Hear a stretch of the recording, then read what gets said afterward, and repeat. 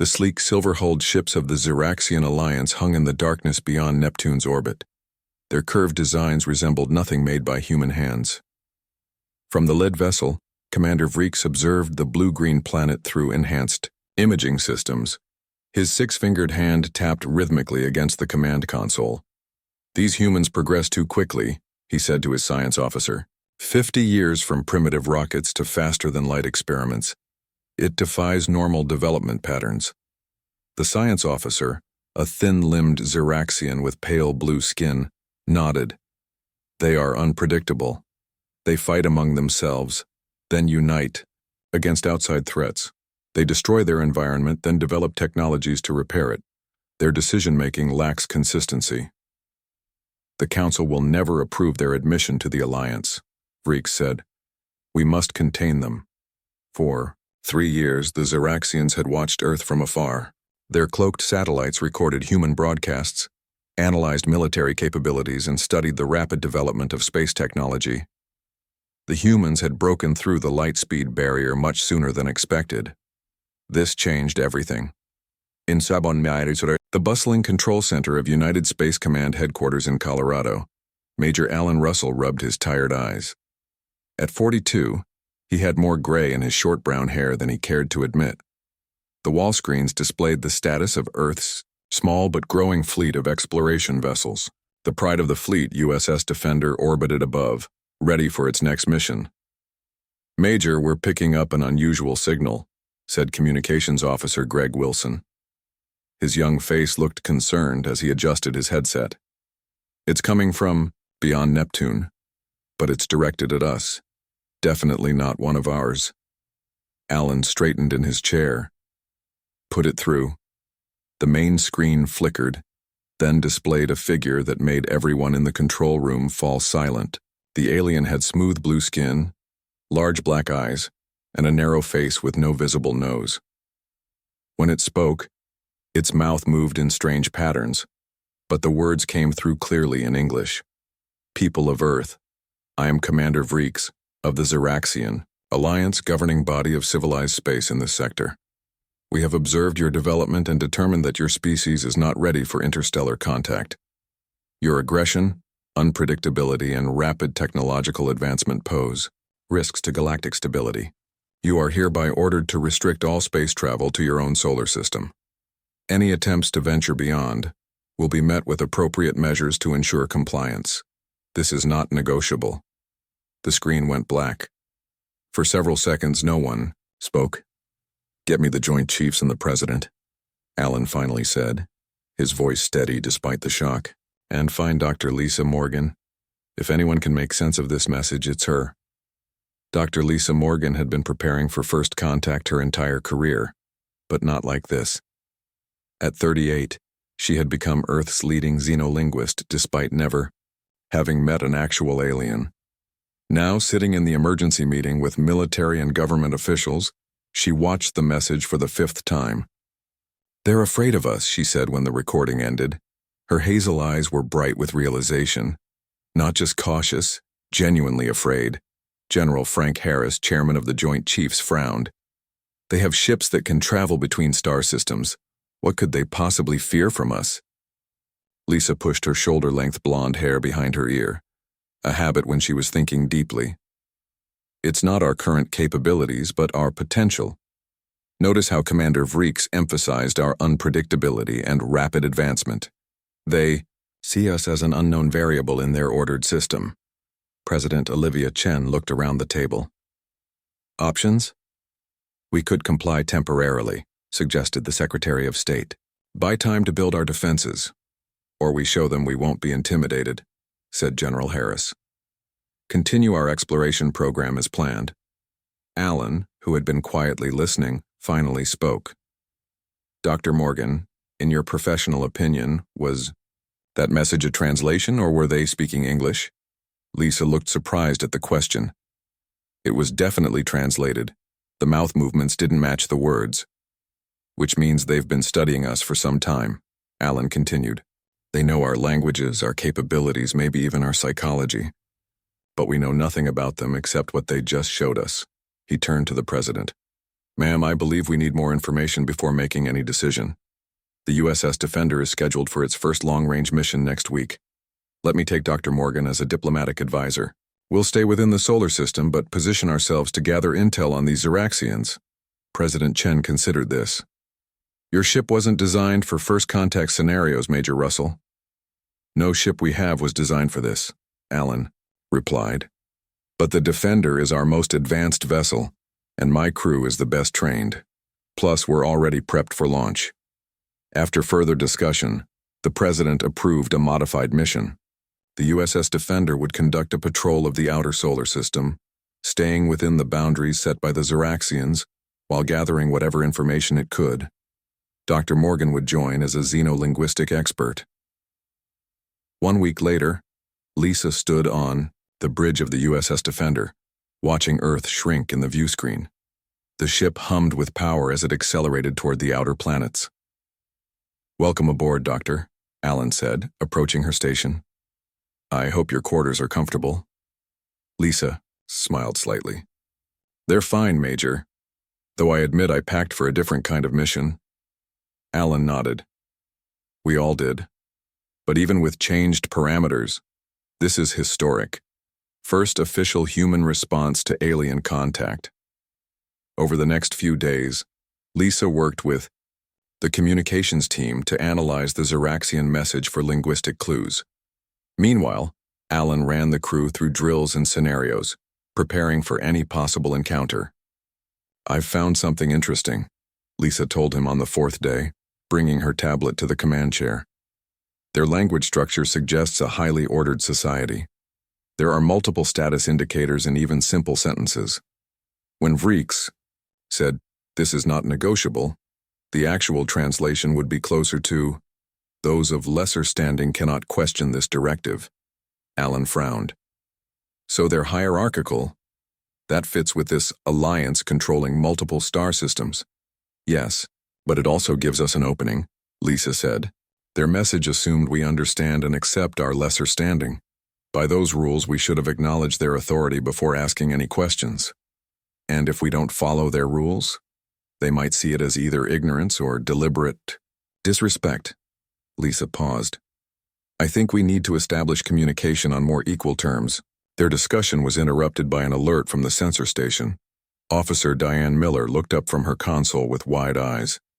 "Major, we've got multiple objects approaching from beyond Neptune's orbit. They match no known profile and they're moving fast." "Battle stations," Alan ordered calmly. "Open a channel on all frequencies." The view screen changed to show 3 sleek vessels approaching. They were clearly Xeraxian design. "This is Major Alan Russell of the Earthship Defender. We are conducting peaceful operations within our solar system. In compliance with your directive, we request communication." The response came almost immediately. The same blue-skinned commander appeared on screen. "Your compliance is noted, humans. However, your vessel's heading indicates intent to gather intelligence on our position. This is considered hostile action." Before Alan could respond, Lisa stepped forward.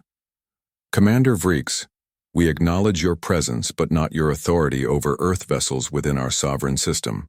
We propose direct dialogue between equals to establish mutual understanding." Vreeks's large eyes narrowed. "You are not equals. Your understanding of galactic protocol is primitive. Return to your inner planets immediately or face consequences." The eye transmission ended. Alan turned to Lisa with raised eyebrows. "I thought you were going for diplomacy there." "I was," she replied. "I just refuse to accept their basic premise that they outrank us. Their reaction tells us a lot." The tactical officer called out, "Major, they're charging weapons." "Evasive maneuvers," Alan ordered. "Prepare defensive systems only." The USS Defender shuddered as it changed course. The Xeraxian ships followed, energy weapons flaring to life on their hulls. "Send an emergency signal to Earth," Alan told Greg. "Tell them we've made contact but negotiations have failed. Request immediate backup from any available ships." As the Defender raced through space with alien vessels in pursuit, Alan knew the situation had escalated beyond their control. The line had been drawn not by Earth, but by the Ziraxians. Whatever happened next would change human history forever. The USS Defender fired its engines at full power, racing toward the inner system, with the alien ships close behind. First contact had gone very wrong, and the real test of humanity was just beginning. The emergency FTL jump had saved them, but at a terrible cost. Major Alan Russell looked around the damaged bridge of the USS Defender. Smoke hung in the air despite the ventilation systems working overtime. 3 crew members had died during the Ziraxian attack, and many more were injured. "Status report," he ordered, his voice hoarse from shouting commands during the battle. "FTL drive is offline," reported Jack Peterson, the chief engineer. His normally clean uniform was covered in grease and burn marks. "We pushed it way beyond safety limits to escape. It'll take days to repair, maybe weeks without a proper dock." "Where are we exactly?" Alan asked, turning to the navigation officer. "Unknown, sir," she replied. "The emergency jump took us at least 30 light-years from our solar system, but our star charts don't cover this region." Alan nodded grimly. When the Ziraxian ships had opened fire, he'd ordered an emergency jump, anywhere to escape the superior firepower. Now they were lost in uncharted space with a damaged ship. "What about the other vessels?" he asked. "The USS Mercy is alongside us with minor damage," Greg Wilson said from communications. "Captain Williams reports they can still provide medical support. The USS Explorer sustained heavy damage but made the jump. They're limping along about 500,000 kilometers behind us." "Any sign of the Ziraxians?" "None, sir. I think we lost them." Alan turned as the bridge door opened, and Dr. Lisa Morgan entered. Her face was smudged with soot, and she moved carefully, favoring her left side. "Doctor, you should be in medical," Alan said. "I'm fine," she insisted. "Just bruised ribs. The medical bay is full of people who need help more than I do." Alan couldn't argue with that. "We need to find somewhere to make repairs. We're sitting ducks out here." Lisa nodded toward the main view screen. "What about that?" Everyone turned to look. In the distance, a small reddish planet orbited a yellow star similar to Earth's sun. "Life signs?" Alan asked. The science officer, Rita Bell, checked her readings. "Atmosphere is breathable, vegetation, some animal life, and—" She paused, adjusting her instruments. "Artificial structures. This planet is inhabited." "By who?" Lisa asked quietly. "After our welcome from the Ziraxians, I'm not eager to find out," Alan said. "But we don't have much choice. We need supplies, and a safe place to make repairs." He opened a ship-wide channel. "All hands prepare for planetary approach. This is not a drill. Security teams on standby." The 3 damaged Earth ships settled into orbit around the red planet. From this distance, they could see sprawling cities connected by thin lines that might be roads or transportation systems. The design was nothing like Earth cities. Buildings curved and spiraled in ways that seemed impossible without special materials. "Still no response to our hails," Greg reported after an hour in orbit. "Maybe they don't have the technology to detect us," suggested Lisa. "Or maybe they're choosing not to answer," Alan said. "Either way, we need to—" "Major," Greg interrupted. "We're being hailed. Audio only." "Put it through." A voice filled the bridge, speaking in a language no one recognized. It had a musical quality, with words that seemed to flow together. "Run it through the translation software," Alan ordered. Lisa was already working at her station. "It'll take time to build a translation matrix. This language isn't remotely similar to anything in our database." "Keep trying," Alan said. "Meanwhile, let's show them we're peaceful. Greg, send visual images of the Defender. Make sure they can see the damage. Add medical images too. Show them we have injured." For the next hour, they exchanged basic signals with the planet below. The aliens sent their own images. Slim, graceful beings with iridescent skin that shifted colors like oil on water. They had 4 arms and large expressive eyes. "I'm getting somewhere with the translation," Lisa finally announced. "They keep using the same word pattern. I think they're asking if we're running from the closest translation would be The dominators or the controllers. Alan leaned forward. Tell them yes. We were attacked without provocation. After Lisa transmitted the message, there was a long silence. Then a flood of new transmissions came through. They're sending landing coordinates, Greg said, surprised. And I think they're welcoming us. The landing party from the Defender consisted of Alan, Lisa, and 4 security officers. Captain Nancy Williams from the USS Mercy joined them with 2 medical staff. Their shuttle descended through the reddish atmosphere toward a flat area outside one of the alien cities. Remember, Alan told the team, we represent all of humanity now. No aggressive moves. Follow my lead and Dr. Morgan's translation guidance. The shuttle touched down gently. Through the viewport, they could see a group of the iridescent aliens waiting. Some held what might be weapons, but they were pointed down. Here goes nothing, Alan said, and opened the door. The air that rushed in was warm and smelled faintly of cinnamon. Alan stepped out first, hands clearly visible. Lisa followed, carrying only her translation device. One alien stepped forward. From the group, its skin shifted from green to purple as it approached. It made a gesture that looked like an open-handed greeting. We welcome you, fugitives from the Ziraxian Dominion, Lisa's device translated as the alien spoke. I am Thex, leader of this settlement. We too know the cruelty of the Alliance. Alan felt a wave of relief. We thank you for your welcome. I am Major Alan Russell of Earth. We seek temporary refuge and assistance with repairs to our vessels. Thex's color shifted to a warm orange. The enemies of our enemy are our friends. Come, we have much to discuss. The city was even more remarkable up close. Buildings seemed to grow from the ground rather than being constructed, with living walls that changed color with the sunlight. The aliens, who called themselves the Nelvari, led them to a large circular structure at the city center. Inside, the Earth delegation was introduced to the Nelvari Council. Thex explained their situation. The Ziraxians conquered our homeworld 3 centuries ago, the translation device rendered. Some of us escaped to establish colonies away from their control. They hunt us still, forcing us to hide on worlds like this, at the edge of explored space. Why do they attack you? Asked Captain Williams. Because we refused to submit, Thex answered. The Ziraxian Alliance claims to bring order to the galaxy, but they demand complete obedience. Species that do not fit their vision of civilization are subjugated or isolated. Lisa leaned forward, intrigued. Like they tried to do with Earth. Yes, Thex confirmed. You are fortunate they only found you recently. Had they discovered Earth centuries ago, your people might already be servants or extinct. How many species have they done this to? Alan asked. Many, at least 12 we know of.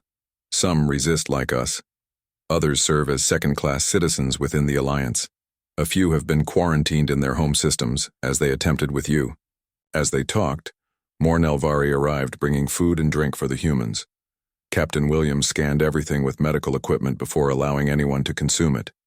Your biology is different, she explained to their hosts, but similar, enough that we can share basic nutrients. The Nelvari seemed fascinated by the humans. They asked endless questions about Earth, human history, and technology. In turn, the humans learned about Nelvari culture and their struggle against Ziraxian oppression. Later, Jack Peterson joined them from the Defender, bringing technical specialists to discuss repairs. The Nelvari led them to workshops where they could see local technology. Their approach to engineering is completely different from ours, Jack told Alan excitedly after examining Nelvari tools. They use crystalline power sources instead of nuclear fusion, and their understanding of materials. Science is incredible. Can they help us repair the ships? Alan asked. Better than that, Jack said. I think we can improve them. Their crystal technology combined with our FTL drive design could create something revolutionary. If they're willing to share, of course. When Alan approached Thex about this possibility, the Nelvari leader's skin turned a bright blue, which they had learned indicated excitement. An exchange of knowledge would benefit us both, Thex said. Your weapons technology is particularly interesting. The Ziraxians have superior numbers, but if we could match their firepower, We didn't come here looking for a war, Alan cautioned. But you are already in one, Thex replied. The moment you defied the Alliance, you became their enemy, and the Ziraxians do not forget enemies. That evening, as the Earth delegation prepared to return to their ships for the night, Lisa pulled Alan aside. I've been studying their historical records, she said quietly. The Nelvari weren't the first to resist the Ziraxians, and they won't be the last. There are rumors of other species forming a coalition against the Alliance. You think we should join them? Alan asked. I think we need allies, Lisa said. And I think humanity might be exactly what these oppressed species need. A newcomer. The Ziraxians haven't had time to contain. As their shuttle rose back toward the orbiting Earth ships, Alan watched the Nelvari city lights below. They had found unexpected friends in the vastness of space. But he knew it was just the beginning of a much larger conflict, one that would test humanity's place among the stars. 2 weeks passed quickly on the Nelvari world. The damaged human ships now sported new crystal-enhanced engines and weapon systems, thanks to the sharing of technology between the species. The USS Defender had been transformed, its hull reinforced, with Nelvari materials that shimmered with an inner light. Alan Russell stood in what the Nelvari called the Great Hall, a massive circular chamber, where representatives from different colonies gathered. Today, the room was filled with both Nelvari and humans. Jack Peterson was demonstrating the new hybrid drive system to an impressed audience.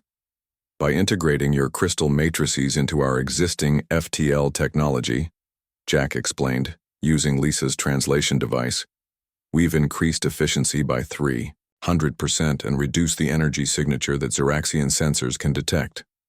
The Nelvari engineer's skin flickered with colors of amazement and excitement. One of them, a technical expert named Solrix, stepped forward. This is the beginning of a true resistance, Solrix said. For too long we have only been able to hide. Now perhaps we can fight back. Alan exchanged glances with Lisa, who stood nearby. She had spent most of her time learning the Nelvari language and studying their historical records. The look in her eyes told him she had discovered something important. Before we discuss fighting, Alan said carefully, we need to understand our position better. The Nelvari have been incredibly generous, but we're still just 3 ships with limited crews. We need to contact Earth and bring reinforcements. Thex, the Nelvari leader, nodded. His skin shifted to a thoughtful blue. You're right, Major Russell, but there is another option as well. Come, there is something I must show you. Thex led a small group including Alan, Lisa, Nancy Williams, and Jack through a hidden entrance beneath the Great Hall. They descended into an underground chamber filled with ancient-looking technology. What is this place? Lisa asked, her eyes wide with wonder. Our ancestors' legacy, Thex replied. Before the Ziraxian conquest, the Nelvari were part of a coalition of free worlds. This chamber contains communication equipment that can reach across vast distances using quantum channels the Ziraxians cannot detect. You're saying we could contact Earth from here? Alan asked. Yes, but that is not all. Thex approached a large crystalline structure at the center of the room. We can also contact the remnants of the old coalition, species who have maintained their independence or who resist in secret. The crystal glowed as Thex touched it. Holographic displays appeared in the air, showing star maps with pulsing points of light. These are the known free worlds and resistance outposts, Thex explained. Some are powerful enough to stand alone against Ziraxian fleets. Others survive by remaining hidden. All share a common dream, to end Ziraxian dominance. Lisa stepped closer to the displays, studying the alien writing. There's a trading hub mentioned here. Keldon Prime? Yes, Thex confirmed. A neutral zone where various species meet under an uneasy truce. Even Ziraxian merchants visit there, though their military presence is limited by ancient agreements. Alan studied the maps thoughtfully. If we could reach this Keldon Prime, we might find more allies, and maybe arrange safe passage home. With our improved ships, it's possible, Jack said. The journey would take about 10 days with the new drives. Nancy Williams, who had been quiet until now, spoke up. We should send a message to Earth first. They need to know we're alive and what we've discovered. Agreed, Alan said. Lisa, can you help Thex prepare a transmission to Earth? Include everything we've learned about the Ziraxians and the Nelvari. What about Keldon Prime? Jack asked. Alan looked at the holographic maps again. We'll split our resources. The USS Mercy will stay here with most of the wounded. The Defender and Explorer will head to Keldon Prime to establish contacts and gather intelligence. If things go well, we'll arrange a meeting point for Earth reinforcements. Thex's skin turned a warm orange color that they had learned indicated approval. A wise plan. I will send 2 of our ships with you as guides and to show other species that the Nelvari stand with humans. 3 days later, the USS Defender, USS Explorer, and 2 sleek Nelvari vessels broke orbit and accelerated toward deep space. With the enhanced crystal drives, they reached FTL speeds faster than ever before, the stars stretching into streaks of light around them. On the Defender's bridge, Alan reviewed their mission objectives with his senior officers and their new diplomatic officer, Steve Collins, a calm man with a gift for negotiation who had served as the Earth Fleet's legal advisor before the Ziraxian attack. Our primary goal at Keldon Prime is to establish friendly contacts with as many species as possible, Alan explained. We need allies, information, and eventually, a safe route home. The Nelvari data suggests at least 15 different species regularly visit Keldon Prime, Lisa added. Some are Alliance members, others are independents, and a few are like the Nelvari, victims of Ziraxian expansion. Steve nodded. I suggest we focus on 2 groups the Nelvari identified as potentially sympathetic, the Felorians and the Draxid. Both have advanced technology and have maintained independence through strategic agreements with the Alliance. What about security concerns? Asked Karen Martinez, the chief of security. Her dark eyes narrowed as she studied the briefing materials. We'll be exposed in a place filled with potential enemies. The trading hub operates under strict neutrality laws, Lisa explained. Violence is forbidden and enforced by automated security systems. That said, we should remain alert. The Ziraxians might not attack directly, but they could try other methods to interfere with our mission. Alan nodded. Good point. Karen, keep our security teams on rotation. I want armed escorts for all shore parties, but keep weapons concealed unless absolutely necessary. We need to appear peaceful but not naive. As the meeting concluded, Lisa lingered behind. Once they were alone, she shared her concerns with Alan. There's something I haven't told the others yet, she said quietly. In the Nelvari records, I found references to a prophecy or prediction about the Ziraxian Alliance's fall. Alan raised an eyebrow. You believe in prophecies now, Doctor? Lisa smiled slightly. Not exactly, but the records described a connecting species that would unite the fragmented resistance and end Ziraxian dominance. The description was vague, but it mentioned qualities that sound remarkably like humans. What qualities? Adaptability, unpredictability, a tendency to form bonds quickly with diverse groups. She paused. The same traits the Ziraxians feared in us. You think that's why they tried to contain Earth so quickly? It's possible. If they believe in this prediction, they might see humanity as an existential threat. Lisa's eyes were serious. We should be careful how we present this at Keldon Prime. Some might rally to us because of it, but others might fear the attention it brings. Keldon Prime appeared in the view screen 7 days later, a massive space station orbiting a gas or giant.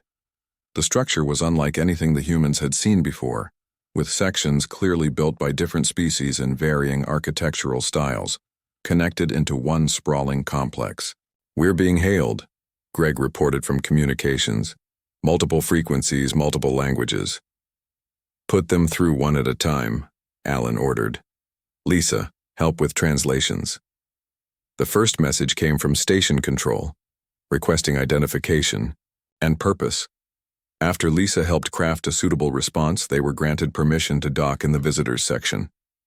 Look at that, Jack whispered as they approached the docking area. The view screen showed dozens of different ships of all shapes and sizes. Some resembled Earth designs with practical engineering approaches. Others were completely alien. Ships that seemed to be living creatures, vessels made of pure energy contained in thin shells, and massive hive-like structures that housed thousands. Humanity just became a very small fish in a very large pond, Nancy commented. Steve Collins smiled slightly. Then it's a good thing we're friendly and curious by nature. As they docked, Alan felt both excitement and anxiety. They were about to step into a galactic community that had existed for thousands of years without them. Everything they did would shape humanity's future among the stars. Shore party, prepare for departure, he announced. First contact protocols in effect. Remember, we're here to make friends, gather information, and find a way home. Let's show the galaxy what humans are really like.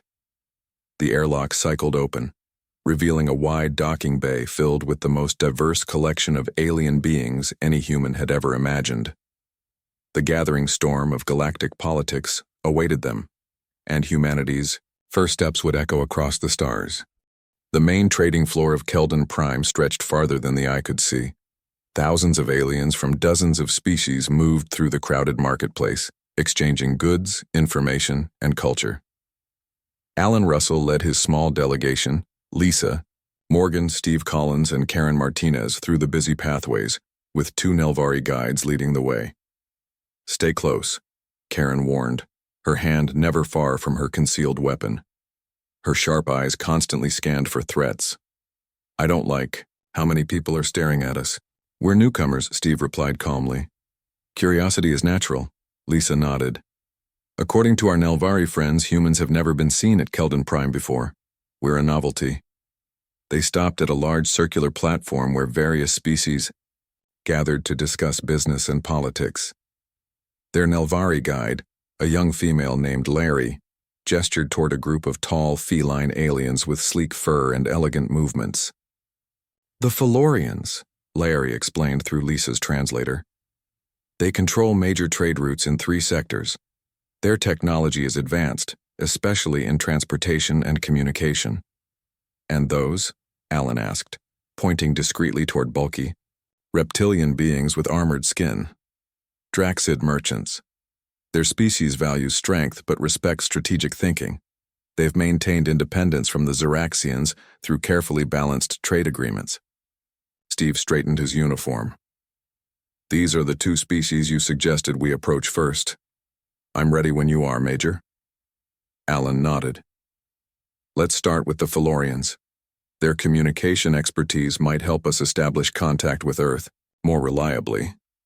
As they approached the Felorian group, conversations around them quieted. The tallest Felorian with silver-streaked black fur turned to face them. Its amber eyes studied the humans with clear intelligence. Greetings, unknown ones, the Felorian said in perfect English, surprising the humans. I am Trade Minister, Nyala. Your appearance at our station has caused quite a stir. Steve stepped forward smoothly. Trade Minister, we are honored by your welcome. I am Diplomatic Officer Steve Collins of Earth. May I present Major Alan Russell, Dr. Lisa Morgan, and Security Chief Karen Martinez. Nyala's whiskers twitched with what might have been amusement. Earth. Yes.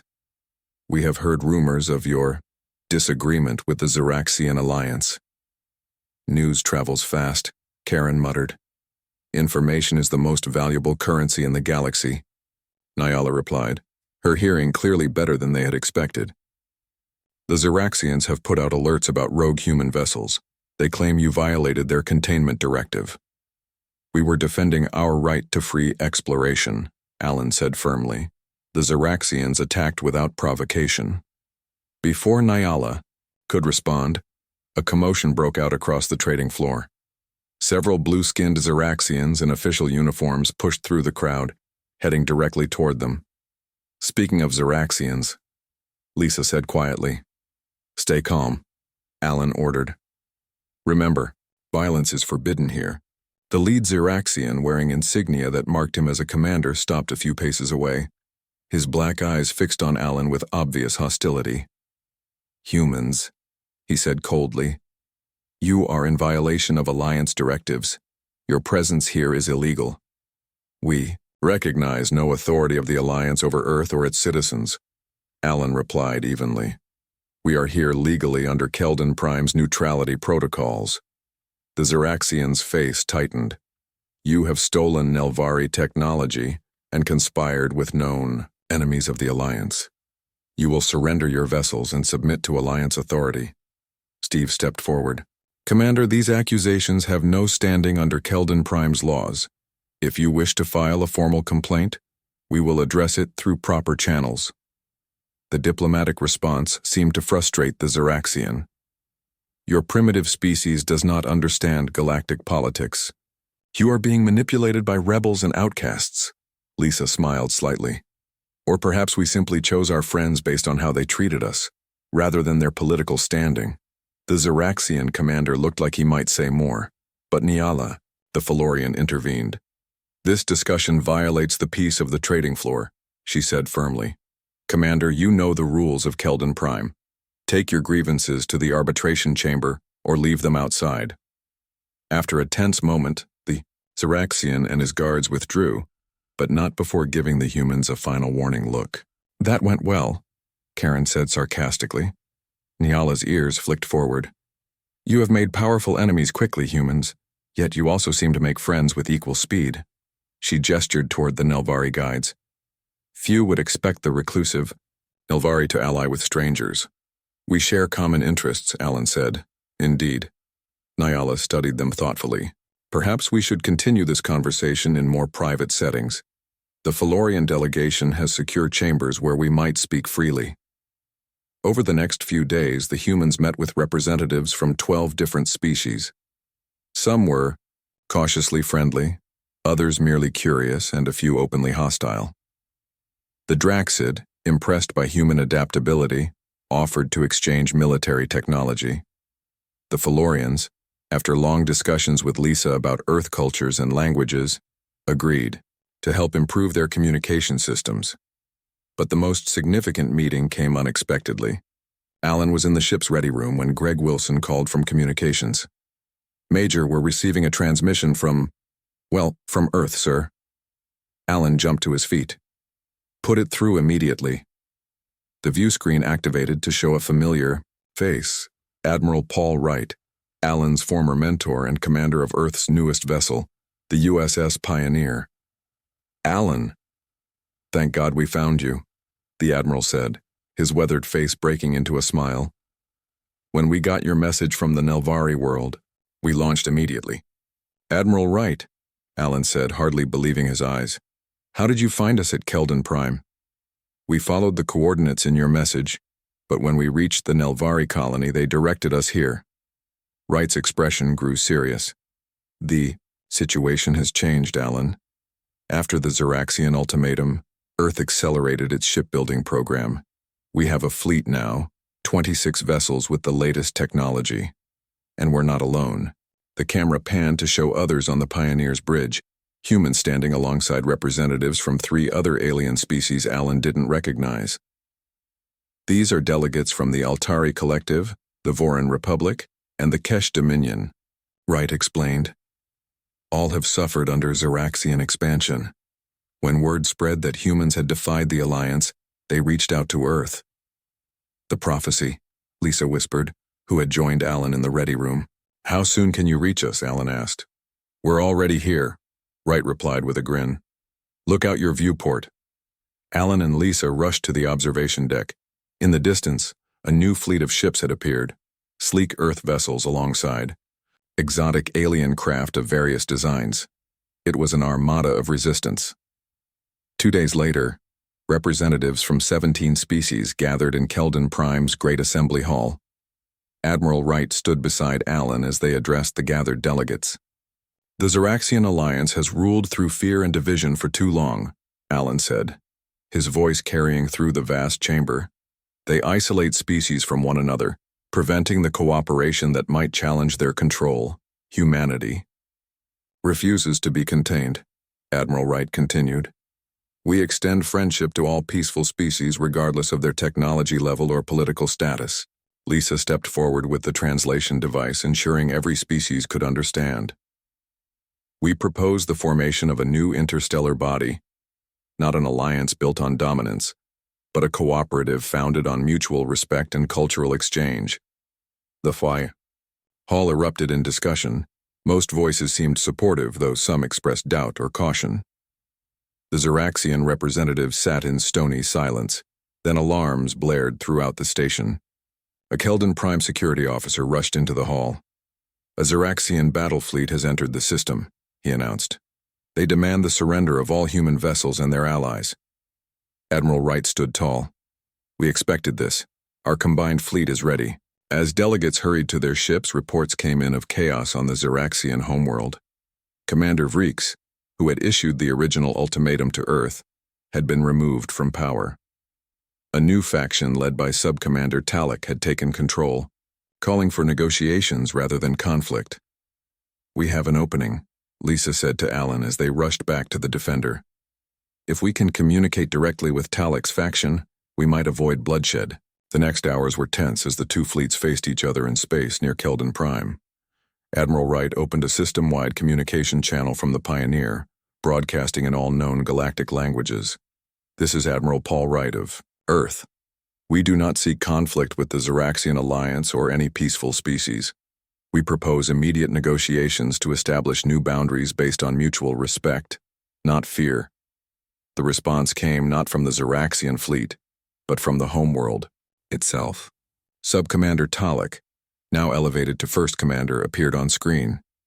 The Alliance has maintained order for 1,000 years, Talek said, but perhaps our methods have become outdated. We will meet to discuss terms. 1 month later, Alan stood with Lisa on the observation deck of a new space station orbiting Earth. Below them, the blue planet gleamed in the sunlight. Around them, ships from dozens of alien species arrived for the first interstellar cooperative summit.